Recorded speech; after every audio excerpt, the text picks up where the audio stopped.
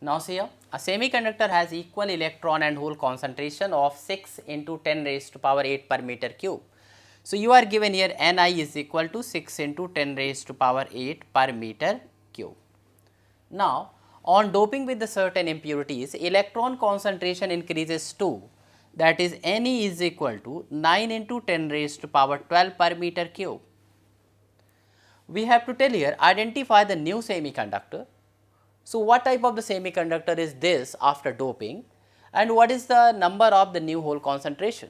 So you know, unless we know the number of holes in the new semiconductor, we cannot tell what type of semiconductor is this. So we know it, Ne into Nh is equal to Ni square.